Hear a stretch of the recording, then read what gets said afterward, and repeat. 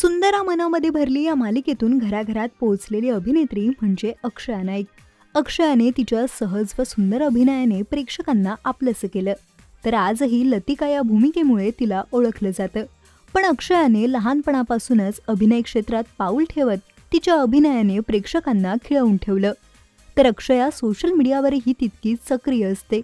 नेहमीच काही ना काही पोस्ट शेअर करत ती चाहत्यांच्या संपर्कात राहते. नुकतंच तिने जुन्या आठवणींना उजाळा देणारी पोस्ट चाहत्यांसह शेअर केली आहे.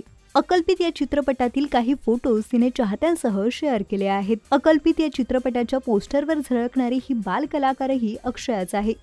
अकल्पित हा मराठी चित्रपट 2014 साली प्रदर्शित झाला होता. तर या चित्रपटात अभिनेते मोहन आगाशे, अभिनेत्री निर्मिती सावंत, रेणुका शहाणे व इतर कलाकार मंडळी पाहायला मिळाली.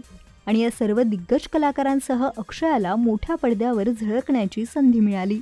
सुंदरा मनामध्ये भरली या मालिकेनंतर अभिनेत्रीने दिलीप प्रभावळकर लिखित चूक भूल त्यावी घ्यावी या नाटकात काम करत प्रेक्षकांची मने जिंकली. त्याचबरोबर अभिनेत्री उत्तम नृत्यांगनाही आहे. मालिका व नाटकानंतर अभिनेत्री आता कोणत्या माध्यमातून प्रेक्षकांच्या भेटीला येणार याबाबतची ओढ साऱ्यांनाच लागून राहिली आहे.